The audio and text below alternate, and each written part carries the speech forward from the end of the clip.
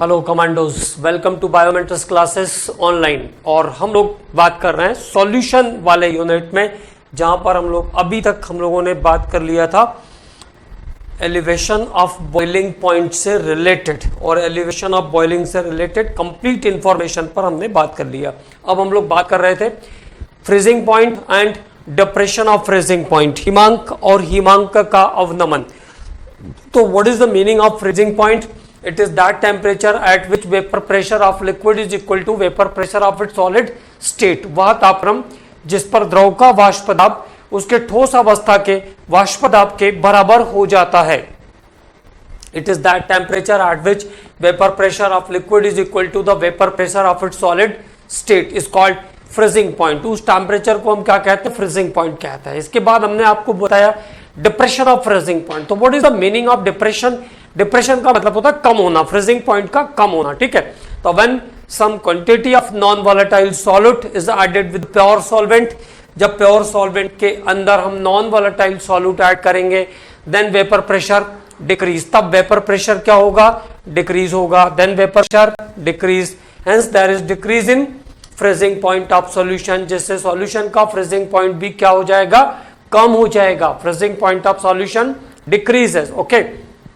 And the difference of freezing point of solution and solvent, or solution or solvent or solution, sorry, difference of freezing point of solvent and solution, क्योंकि solution ज्यादा नीचे जाएगा, ठीक है। तो difference of freezing point of solvent and solution is called depression of freezing point। तो इसको हम कहेंगे depression of freezing point। This is denoted by delta TF equal to T naught minus TS। तो डेल्टा TF इक्वल टू क्या हो जाएगा? T naught minus TS। Delta TF equal to T naught minus TS, और यहां पे T naught is what? तो T naught is the freezing point of solvent. T naught is the freezing point of solvent, freezing point of solvent, freezing point of solvent मतलब विलायक का हिमांक है। और TS is the freezing point of solution, freezing point of solution, freezing point of solution, freezing point of solution, okay, freezing point of solution। and delta TF is what?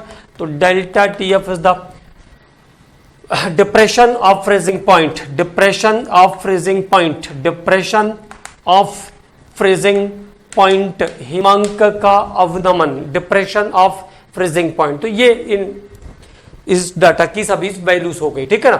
T naught is the freezing point of solvent, TS is the freezing point of solution, and delta TF is the depression of freezing point. अब बात करते हैं हम आगे के हिस्से पर, molecular weight के कैलकुलेशन की तरफ चलते हैं। जैसे हमने वहां पर मॉलिक्यूलर वेट का एक फॉर्मूला कैलकुलेट करके निकाला था, how to calculate the molecular weight. So here again delta TF is directly proportional to molality of the solution, like delta TB। जैसे delta TB था directly proportional to the molality of the solution, as same as delta TF is also directly proportional to the molality of the solution। So it is delta TF equal to what? KF into molality। तो formula क्या हो जाएगा? delta TF equal to KF into molality। Here is one of the new constant KF, okay। और कैसे लिख सकते हैं हम? Delta TF equal to KF into small w by small m into 1000 by capital W, where capital W is the weight of solvent in grams, weight of solvent in grams, है ना। तो delta TF equal to KF into small w by small m into 1000 by capital W। This is the formula used to calculate the molecular weight of non-volatile solute। और ये वो formula है जिसके help से हम molecular weight of non volatile solute को calculate कर पाएंगे, ठीक है। तो अब फॉर्मूले के बाद हम लोग थोड़ी सी KF के बारे में बात कर लेते हैं। KF molal depression constant of freezing, molar depression constant of freezing, molal depression constant of freezing point, है ना। Molal depression constant of freezing point, मोलल हिमांक अवनमन स्थिरांक KF। तो देखो delta TF equal to KF into small w by small 1000 by capital W, ये formula हुआ। तो when 1 mole of non volatile solute, again H same as जैसे हमने KB को डिफाइन किया था, 1 mole of non volatile solute dissolved in 1000 gram of solvent. 1 mole of non volatile solute को जब हम 1000 ग्राम ऑफ सॉल्वेंट में डिसॉल्व करेंगे तो जितना भी डिप्रेशन ऑफ फ्रीजिंग पॉइंट होगा that delta TF is equal to KF। तो वो डेल्टा TF किसके बराबर हो जाएगा? KF के बराबर हो जाएगा। तो molar depression constant of freezing KF के डेफिनेशन के बारे में हम लोग अब बात करने वाले हैं। तो what happens when 1 mole of non volatile solid, 1 mole of non volatile solid, 1 mole of non volatile solid dissolved in 1 mole of non volatile solid dissolved in 1000 gram of solvent, dissolved in 1000 gram of solvent। 1 mole अवाष्पशील विलेय को 1000 gram विलायक में घोला जाता है। 1 mole of non volatile solid dissolved in 1000 gram of solvent. Then the depression of freezing point, then the depression of freezing point, then the depression of freezing point, then the depression of freezing point, then the depression of freezing point is equal to depression of freezing point is equal to molar depression constant of freezing, molar depression constant of freezing, molar depression constant of freezing, okay, then it is equal to the molar depression constant of freezing। ठीक, तो 1 mole अवाष्पशील विलेय को जब 1000 gram विलायक में घोला जाता है तब विलयन के हिमांक में होने वाला अवनमन मोलल हिमांक अवनमन स्थिरांक के बराबर होता है। 1 mole of non volatile solid dissolved in pure solvent, then the depression of freezing point is equal to the molar depression constant of freezing, okay। तो here फॉर्मूला हमारे पास पहले से ही आ गया है, delta TF equal to KF into molality. तो अब जरा KF की यूनिट निकाल लेते हैं हम लोग यहां से, एज इट इज KB के जैसा ही रहेगा। तो delta TF equal to what? KF into molality, delta TF equal to KF into molality. तो what happens? KF equal to what? Delta TF by molality, delta TF by molality, okay. And delta TF is the temperature. तो temperature का unit क्या होगा? Kelvin. And the unit of molality is the moles per kg, moles per kilogram. The unit of molality is the moles per kg। तो KF की unit overall क्या आ गई? Kelvin kg mole inverse, kelvin kg mole inverse is the unit of KF। जैसा KB का unit था बिल्कुल वैसा का वैसा ही। और क्या ध्यान रखना है, जैसे वहां पे हम लोगों ने निकाला था KF, तो here also one formula for calculation of KF। तो KF equal to RT square by 1000 into LF। वहां पे LV था, RT square by 1000 into LV, and here the formula is KF equal to RT square by 1000 into LF, where the LF is the latent heat of fusion, LV is the latent heat of vaporization, okay, और LF is the latent heat of fusion, गलन की गुप्त ऊष्मा, ऐसा इसको हिंदी में कहेंगे, latent heat of fusion is the LF, okay। तो this is the another formula for calculation of KF। और KF को ये ध्यान रखना है molal depression constant of freezing के साथ साथ KF को, जैसे KB को हमने कहा था इब्यूलोस्कोपिक कांस्टेंट, तो KF is also called cryoscopic constant. KF is also called cryoscopic constant, cryoscopic constant, KF is called cryoscopic constant. Okay, KF को क्या कहते हैं? क्रायोस्कोपिक कांस्टेंट भी कहते हैं। It's another name is cryoscopic constant. ठीक है, तो ये कुछ इंपॉर्टेंट बातें हैं जो KF से रिलेटेड है। Molar depression, constant of freezing. अब कुछ सॉल्वेंट के लिए हम पहले KF की वैल्यू देखते हैं। KF value for some solvent, KF value for some solvent, KF value for some solvent. तो मैंने आपको बताया कि कॉमनली ये क्वेश्चन में दिया हुआ रहता है, बट कुछ जो कॉमन सॉल्वेंट है अगर उनकी वैल्यू हमें पता होगी तो कोई दिक्कत नहीं है। तो KF और द सॉल्वेंट और KF की वैल्यू, उसकी यूनिट आपको पता है, केल्विन केजी मोल इनवर्स के अंदर, केल्विन केजी मोल इनवर्स। तो सबसे पहले जो जरूरी है वो वाटर 1.86। तो for water KF is 1.86। Ethyl alcohol C2H5OH is called ethyl alcohol, और इथाइल अल्कोहल के लिए KF का वैल्यू है 1.99। 1.99। इथाइल अल्कोहल के बाद chloroform, CHCl3 is the formula of chloroform. The value is 4.70. 4.70। Carbon tetrachloride, और कार्बन टेट्राक्लोराइड के लिए वैल्यू होती है 29.8। 29.8, नियरली 30 यूज कर लेते हैं। बेंजीन, और बेंजीन के लिए 5.12।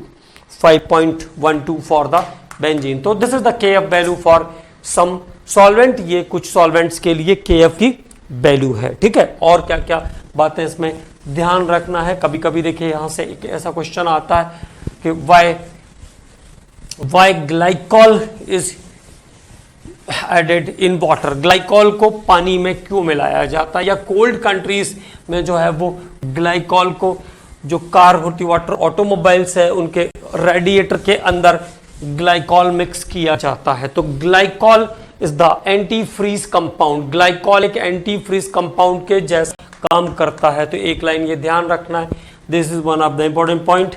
Glycol is used as anti freeze compound. Glycol is used as anti freeze compound. Glycol एक एंटी फ्रीज कंपाउंड के जैसा यूज होता है। मतलब अगर जैसे वाटर का जो फ्रीजिंग है वो 0 है, लेकिन अगर इसमें ग्लाइकॉल मिला दिया जाए पानी में तो -30 डिग्री सेंटीग्रेड तक जा करके वो फ्रीज होगा। तो वो वाटर के फ्रीजिंग को लगभग 33 डिग्री सेंटीग्रेड तक रोक देता है। ठीक, तो glycol is used as anti freeze compound. दूसरी बात, जो स्नोफॉल जिन एरियाज में होता है, तो स्नोफॉल को क्विक क्लियर करने के लिए क्या करते हैं, कॉमन सॉल्ट स्प्रे करते हैं उसके ऊपर। कॉमन सॉल्ट फेंकते, सोडियम क्लोराइड फेंकते हैं। तो अब फिर से वाटर का फ्रीजिंग कितना है, 0 है। ठीक है, अब सॉल्ट डालोगे तो वो सॉल्टी वाटर बनेगा और उसका फ्रीजिंग नीचे की तरफ जाएगा। तो नीचे की तरफ जाएगा तो फ्रीज होने में जितना टाइम का गैप आएगा उतने देर में वो फैल जाएगा, बाहर हट जाएगा लिक्विड के फॉर्म में। ठीक है, तो एक बात और नोट कर लीजिए उसको, सोडियम क्लोराइड और calcium chloride is used to clear snow. Sodium chloride और calcium chloride are used to clear snow। ये स्नो को क्लियर करने के लिए यूज होते हैं। और the substances which are use to clear the snow or ice. ठीक है ना, आइस को हटाने के लिए, बर्फ को हटाने के लिए यूज होते हैं, are use to clear snow. because that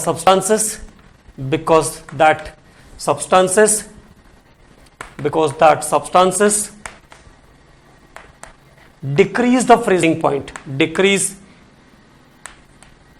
the freezing point, that substances decrease the freezing point, क्योंकि ये सब्सटेंस क्या करते हैं, फ्रीजिंग पॉइंट को कम करते हैं। decrease the freezing point, the substances decrease the freezing point,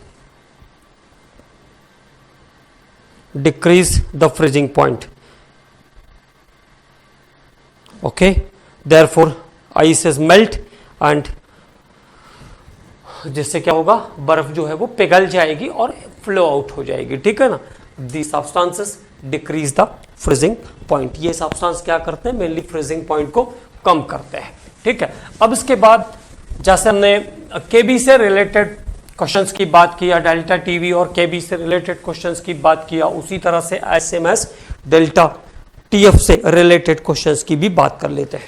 तो कुछ न्यूमेरिकल पोर्शन यहां पे सॉल्व करते हैं, that is related with delta TB, delta TF, okay. तो डेल्टा टीएफ से रिलेटेड कुछ क्वेश्चंस पर बात करते हैं। पहला question, 15 gram of a non volatile solid, 15 gram of a non-volatile substance of a 15 gram of a non-volatile substance, 15 gram of a non-volatile substance, 15 gram of non-volatile substance dissolve in 150 gram of water, dissolve in 150 gram of water. तो 15 gram of non volatile substance को कहां पे dissolve किया, dissolve in 150 gram of water. The depression of freezing point, the depression of freezing point, the depression of freezing point, the depression of freezing point is, the depression of freezing point is 1.2 degree centigrade. मतलब delta TF आपको दिया हुआ है 1.2 degree centigrade. The depression of freezing point is 1.2 degree centigrade. Calculate the molecular weight of the substance, calculate the molecular weight, calculate the molecular weight of substance. तो उस substance का हमको molecular weight निकालना है, calculate the molecular weight of the substance, okay. तो formula is what, delta TF equal to KF into small W by small M into 1000 by capital W is the formula, okay.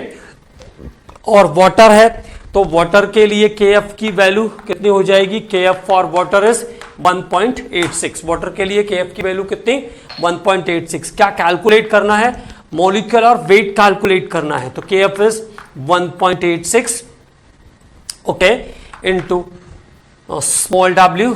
तो small W is what, how much, 15 gram of a substance. और delta TF नीचे आ गया है, that is 1.2 और 1000 by capital W, 1000 by capital W is what, 150, ठीक है। 150 gram of there, 150 gram is there. तो ये आ जाएगा आपका 10 टाइम्स, और ये जो वैल्यू है आपकी ये आ जाएगी 100, और दिस वैल्यू इज अप्रोक्सीमेट। अगर 1.8 होता और 1.2 होता तो एग्जैक्टली 1.5 आता, 1.5 से थोड़ा सा स्लाइटली ज्यादा आएगा, है ना, 1.55 के आसपास आता है ये कैलकुलेशन पर। 100 से जब आप उसको मल्टीप्लाई करोगे तो आंसर आ जाएगा 155, 155 इज द आंसर। तो answer is what, 155 gram is the molecular mass of the substance. तो सब्सटेंस का मोलिकुलर मास कितना आ जाएगा, 155, ठीक। तो this is the first question based on delta TB and delta TF पर बेस्ड क्वेश्चंस के बारे में हम लोग बात कर रहे हैं। अगले क्वेश्चन को करते हैं, next question. Next question is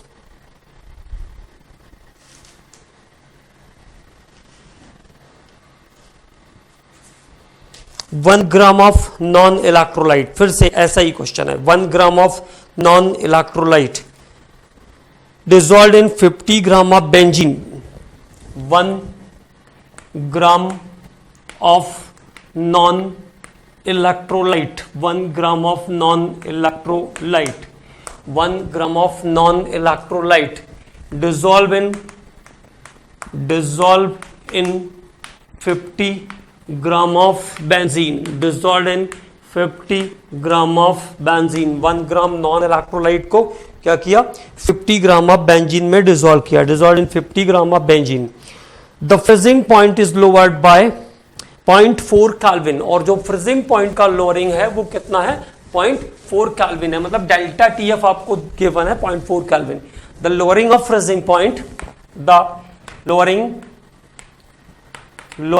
of freezing point, the lowering of freezing point is 0.4 Kelvin, the lowering of freezing point is 0.4 Kelvin। तो freezing point का lowering कितना है, 0.4 Kelvin है, lowering of freezing point is 0.4 Kelvin। calculate the lowering of freezing point is 0.4 Kelvin, calculate the molecular mass of the substance, calculate molecular weight, सीधे सीधे मैं लिख देता हूं यहां पे, कैलकुलेट मोलिकुलर वेट, और केएफ की वैल्यू है बेंजीन के लिए 5.12, केएफ फॉर बेंजीन इज 5.12 और KF for benzene is 5.12। Benzene के लिए केएफ की वैल्यू कितनी है, 5.12 है। तो now again the question is same, तो delta TF equal to KF into small w by small m into 1000 by capital W, it means weight of solvent is the formula। ये हमारे पास total formula है, हमको क्या calculate करना है, molecular weight निकालना है। तो मॉलिक्यूलर वेट अब जाएगा तो डेल्टा टीएफ लोअर साइड आ जाएगा, केएफ इज व्हाट, तो वैल्यू रखना शुरू करते हैं 5.12, small w is what, 1 gram of non volatile substance, 1 gram of non volatile substance, और KF is what, 0.4 kelvin, 0.4 kelvin. Okay, delta TF is 0.4 kelvin, ये नीचे आया, ये हो गया, ये हो गया, 1000 into 1000 by capital W, how much is the solvent, 50 is the solvent, ठीक है, तो 50 इज द सॉल्वेंट। ओके, तो कितना आ जाएगा ये यहां से आ जाएगा 20, 80 आ गया यहाँ से, ये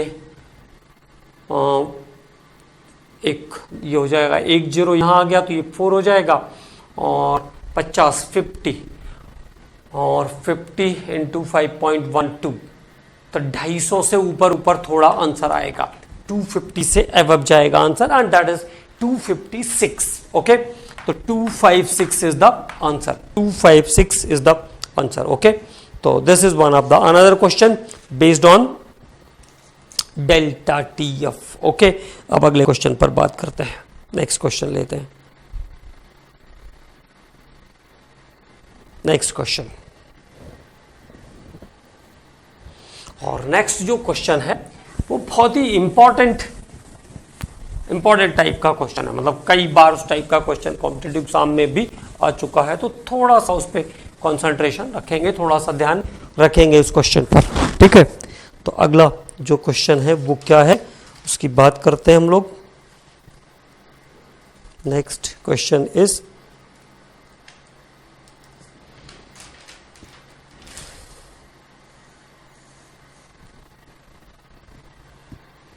an aqueous solution freeze at an aqueous solution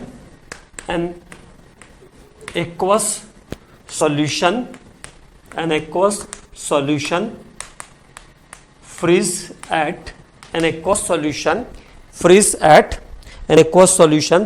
at minus 0.186 degree centigrade, minus 0.186 degree centigrade, minus 0.186 degree centigrade, 186 लिखा मैंने है ना, minus 0.186 degree centigrade. an aqueous solution freeze at minus 0.186 degree centigrade। KF for water is 1.86, KB for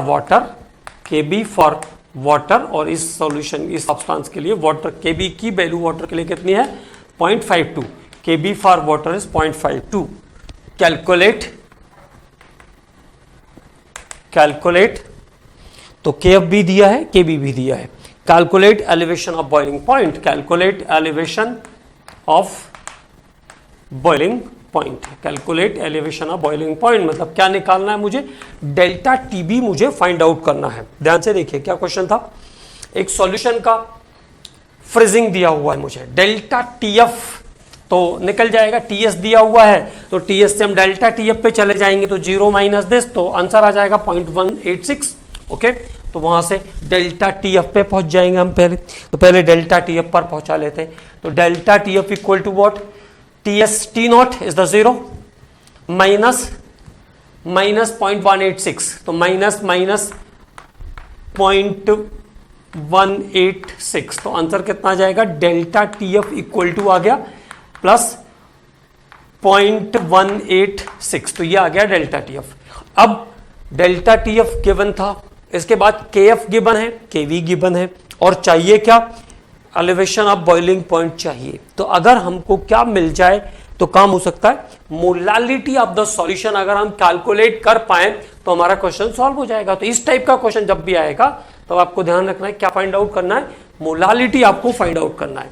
तो what is the formula for molality, delta TF is there तो delta TF equal to KF into molality is the formula, delta TF equal to KF into molality. तो molality equal to what, तो molality क्या हो जाएगा, molality is delta TF by KF तो delta TF is what 0.186 by KF is what 1.86, KF is what 1.86 that is 1.86 तो कितना आ जाएगा 0.1 आ जाएगा हियर 0.1। अभी क्या निकालना है, नाउ डेल्टा टीबी निकालना है, एलिवेशन ऑफ बॉइलिंग पॉइंट निकालना है। तो अब एलिवेशन पे आराम से जा सकते हैं, delta TB equal to KB into molality, KB into molality और मोलालिटी हमको पता है 0.52 into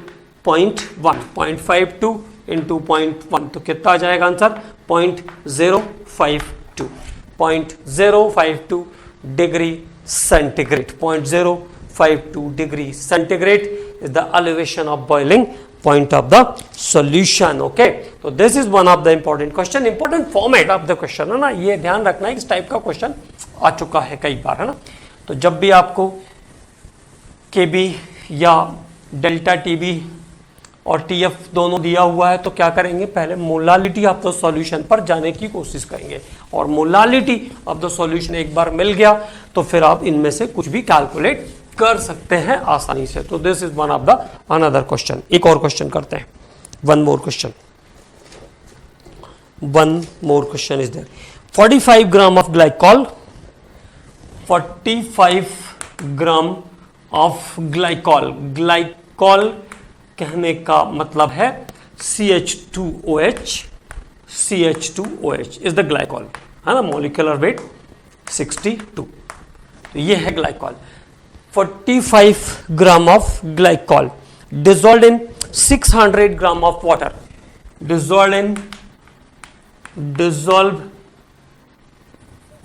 dissolved in 600 gram of water. तो 45 ग्राम ग्लाइकॉल को क्या किया है, 600 ग्राम ऑफ वाटर में डिसॉल्व किया है। 45 gram of glycol dissolved in 600 gram of water. Okay, calculate the freezing point of the solution, calculate freezing point of the solution, calculate the freezing point of the solution. तो solution का freezing point हमको निकालना है, calculate the freezing point of the solution. और glycol dissolve in water तो KF of water, KF equal to हो जाएगा 1.86 kelvin KG mole, inverse is the unit of KF. Okay, so here the formula is delta TF calculate करना पड़ेगा सबसे पहले। तो delta TF equal to what, KF into small w by small m into 1000 by capital W। तो सबसे पहले काम जो आपको करना है, सबसे पहला काम वो सभी फॉर्मूलों को बहुत ही अच्छे से याद करना है। जब फॉर्मूले बहुत अच्छे से याद होंगे तो आपको कभी भी कोई प्रॉब्लम करने में दिक्कत आएगी नहीं, ठीक है ना। तो डेल्टा टीएफ निकाल लेते हैं पहले। तो डेल्टा टी एफ कैसे निकलेगा, के एफ कितना है 1.86, वेट ऑफ सब्सटेंस कितना 45 ग्राम, और ग्लाइकॉल का मास कितना 62 into 1000 by capital W, how much is the weight 600 gram, 600 gram. ठीक है, तो यहां से जब आप डेल्टा टी एफ पर जाएंगे पूरी कैलकुलेशन करके, तो डेल्टा टी एफ जो आपको मिलेगा दिस इज 2.25। नाउ अब आपको क्या चाहिए, अब हमको चाहिए टी एस। तो how to calculate delta T F equal to T not minus T S, T not minus T S. तो here T not is 0, freezing of solvent is 0, minus 2.25, तो answer is minus 2.25 degree centigrade. तो freezing of the solution is minus 2.25 degree centigrade. Freezing point of the solution is minus 2.25 degree centigrade. Okay, तो this is one of the good question. अब आगे बात करते हैं, एक और क्वेश्चन करते हैं, one more new format of the question, वो भी अलग ही टाइप का फॉर्मेट है, और उस टाइप का क्वेश्चन भी आपको ध्यान रखना है कि अगर इस टाइप का क्वेश्चन आएगा तो इसको हम कैसे सॉल्व करेंगे, how to solve the questions, है ना। इसलिए हर टाइप के लगभग एक एक क्वेश्चंस पर हम लोग काम कर रहे हैं, जैसे कि आपको किसी भी टाइप का कोई भी क्वेश्चन आए तो प्रॉब्लम क्रिएट ना हो। The next question is freezing point of 5% aqueous solution of sucrose. Freezing point of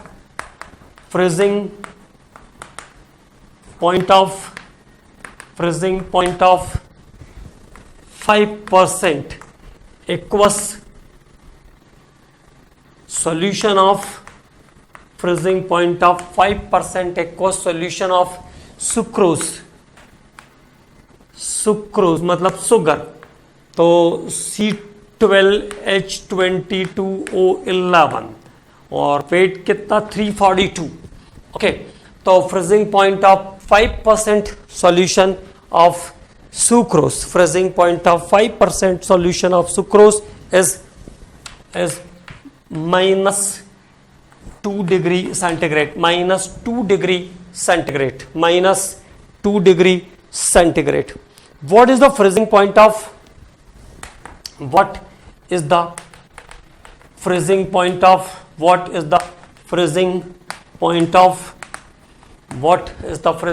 of 5% solution of glucose? What is the freezing point of 5% solution of glucose? तो glucose के 5% solution का freezing क्या होगा? ठीक है, तो सुक्रोज के 5% solution का फ्रीजिंग आपको दिया हुआ है -2 डिग्री सेंटीग्रेड और -2 डिग्री सेंटीग्रेड यहाँ पे वैल्यू दी है, सुक्रोज का फ्रीजिंग दिया हुआ है, और सेम सॉल्यूशन है ग्लूकोज का, 5% ग्लूकोज का सॉल्यूशन है, उसका फ्रीजिंग पॉइंट कैलकुलेट करना है। How to solve the question? अगर सुक्रोज के लिए केएफ की वैल्यू निकाल पाए हम तो क्वेश्चन सॉल्व हो जाएगा, क्योंकि देखिए डेल्टा टीएफ यहाँ पे गिवन है। तो चलिए क्वेश्चन को समझते हैं कि कैसे सॉल्व होगा क्वेश्चन। ठीक है, तो पहले डेल्टा टीएफ कितना हो जाएगा, टीएस है ये, तो डेल्टा टीएफ पॉजिटिव में आ जाएगा 2 डिग्री। ओके, तो delta TF equal to K F into small W by small M into 1000 by capital W. This is the first part. Okay, और क्या निकालना है, के एफ निकालना है सुक्रोज के लिए। ठीक है, तो के एफ को कैलकुलेट करने की जब कोशिश करोगे तो क्या हो जाएगा, delta TF formula, delta TF into small M into capital W by small W into 1000 is the new formula. तो डेल्टा टीएफ कितना है 2 और small M 342 into how much 5% aqueous solution, तो percentage is always in 100, 5% means 100 by small W. Okay, 5%, तो weight of the solution is 5। Okay, into 1000, down side आ गया था 1000 into 1000, तो यहां से के एफ की वैल्यू कैलकुलेट होके आ जाएगी, यहां से के एफ की वैल्यू कैलकुलेट हो जाएगी and that is 13 point something 13.68 13.68 कितना आ गया 13.68। अब दूसरे सॉल्यूशन का फ्रीजिंग पॉइंट निकालना है। दूसरे सॉल्यूशन का फ्रीजिंग तो delta T F equal to K F कितना आ गया 13.68 for sucrose 13.68 into small W कितना 5 molecular mass of glucose is 180 into 1000 by capital W is the 100। Okay, अब जब आप यहाँ पे वैल्यू रख दोगे तो यहाँ से आपको डेल्टा टी एफ मिल जाएगा and it is near about 2 point something 3.8 degree centigrade. तो एक बात ध्यान रखेंगे, जब दो अलग अलग सॉल्यूशन है और दोनों के फ्रीजिंग कैलकुलेट करने हैं तो पहले एक का के एफ कैलकुलेट करना पड़ेगा और एक का के एफ कैलकुलेट करने के बाद तब आप दूसरे का डेल्टा टी एफ कैलकुलेट कर पाओगे। तो ये एक अलग टाइप का क्वेश्चन है, इसलिए इसको एक दो बार करके रखना है, प्रैक्टिस करके रखना है कि इसको इस तरीके से इसको सॉल्व करना है। ठीक है, तो this is the topic elevation of boiling point and depression of freezing point. ये दो टॉपिक हो गए हमारे, elevation of boiling and depression of freezing, and both the topics are very important और दोनों ही टॉपिक बहुत ही इंपॉर्टेंट है। ठीक है, अब हम बात करते हैं अगले टॉपिक पर and that is vapour pressure and lowering of vapour pressure पे बात करेंगे। वेपर प्रेशर, वेपर प्रेशर, तो वेपर प्रेशर का मतलब क्या है? जैसे मान लो आप you are cooking something in container, किसी कंटेनर में आप कुछ बनाओ, ठीक है, और इसके ऊपर कंटेनर के ऊपर क्या काम किया आपने? ढक्कन लगा दिया, कंटेनर इज कवर्ड। अगर आप कंटेनर को क्या करोगे? कवर कर दोगे तो वेपर बनेगी, तो क्या करेगी vapour? After some time vapour push the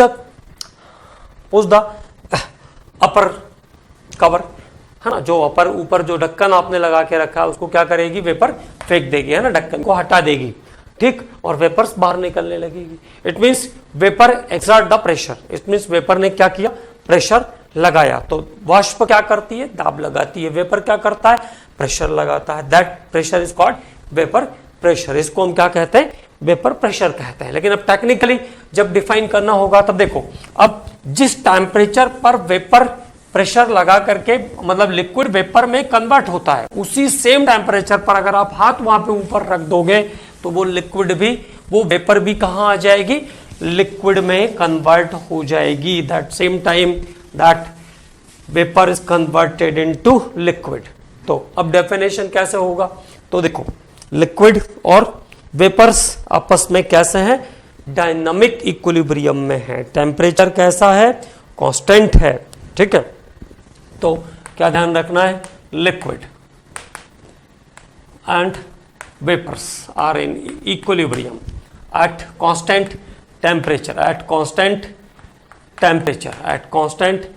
temperature. At that time the pressure exerted by the vapors is known as vapor pressure। तो ये इसका टेक्निकल डेफिनेशन हो गया। हमको केवल ये ध्यान रखना है कि वेपर से जो प्रेशर लगेगा उसको हम क्या कहते हैं? वेपर प्रेशर कहते हैं, ठीक। तो when at a constant temperature, at a constant temperature, at a constant temperature, at a constant temperature, when at a constant temperature, when liquid and vapors, liquid and vapors are in dynamic equilibrium, dynamic equilibrium, liquid and vapors are in dynamic equilibrium,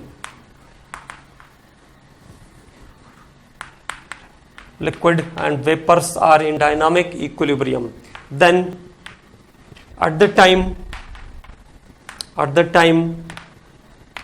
pressure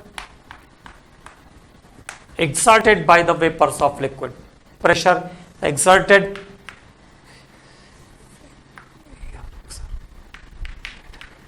by vapors of liquid, vapors of liquid,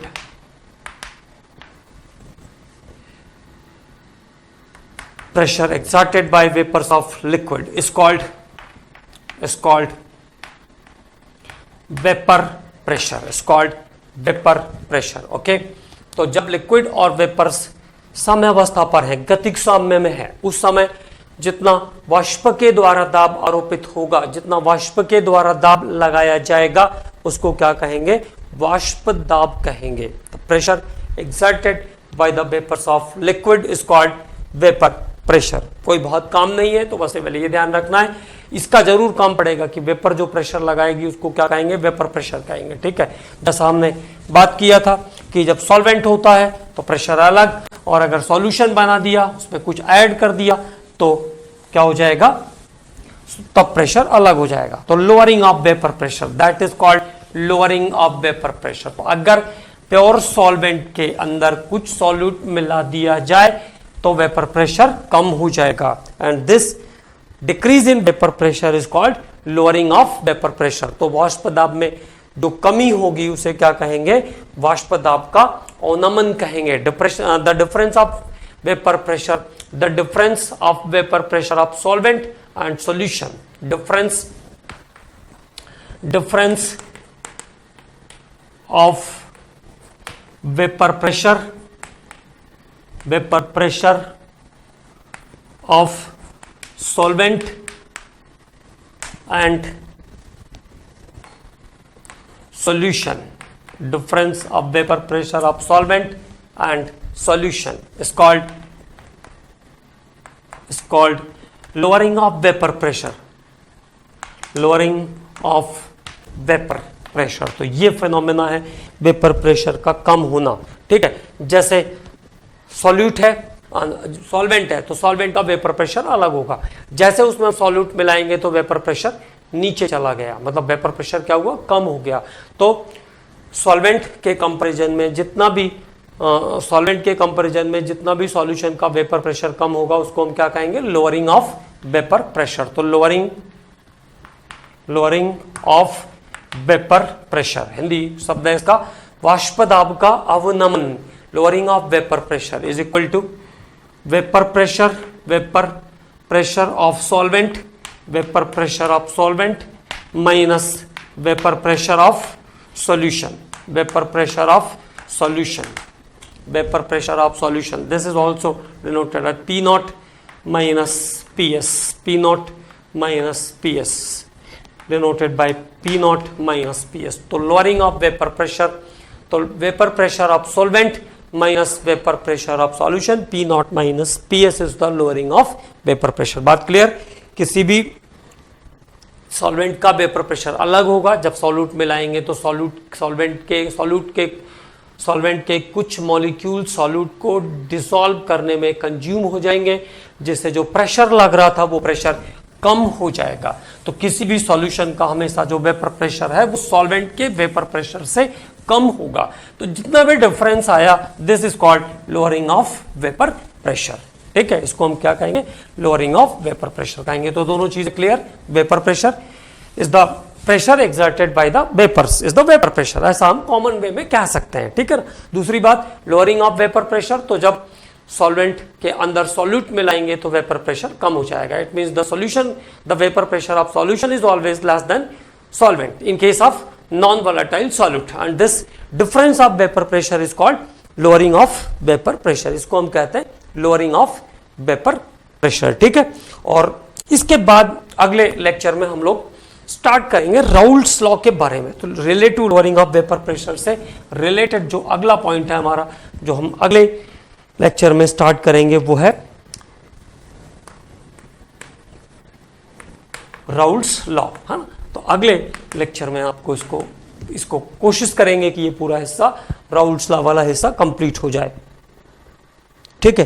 तो अगले lecture में हम बात करेंगे Raoult's law के बारे में. This is related with the lowering of vapour pressure. तो आपको क्या ध्यान रखना है, जितने फॉर्मूले हैं उनको बहुत अच्छे से ध्यान रखना है, और बार बार उनके फॉर्मेट को चेंज नहीं करना है. हाँ, कहीं भी WA कहीं पे WB ऐसा लिखा हो, उससे कोई मतलब नहीं. फॉर्मूला सेम रहेगा, मेजरमेंट इधर उधर डेजिग्नेट हो सकते हैं. ठीक है. तो फॉर्मूलों को याद करना है और उन पे क्वेश्चंस करना है, और उसके साथ साथ डेली प्रैक्टिस में आपको ये ध्यान रखना है कि ऑब्जेक्टिव्स आपको करने ही हैं, थोड़े थोड़े ऑब्जेक्टिव अभी आप करना शुरू करिए। अभी अगर आप 10-10 ऑब्जेक्टिव भी करेंगे तो अगर आप रोज 10 ऑब्जेक्टिव लगाते हैं तो पर मंथ आपके लगभग 300 के आसपास ऑब्जेक्टिव्स लगेंगे, है ना, और नियर अबाउट 300 पर मंथ तो 4,000 के आसपास ऑब्जेक्टिव आपके लग जाएंगे। और जो हमारे पास से शीट, इसके बाद आपका जो शीट है, जो डीपीपी है, इसके बाद डेली, इसके बाद वीकली टेस्ट पेपर है, तो सब कुछ आप प्रॉपरली जब करेंगे तो ऑल आपकी पूरी तैयारी अपने आप होती जाएगी। ठीक है, तो थोड़ा टाइम देना है सब्जेक्ट को, थोड़ा क्या बहुत सारा टाइम देना पड़ेगा क्योंकि उसके अलावा हमारे पास कोई ऑप्शन है ही नहीं।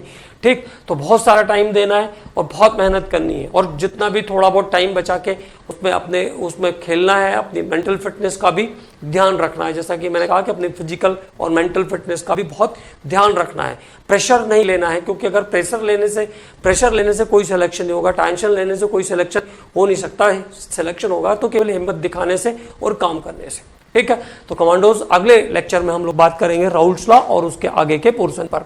Thank you.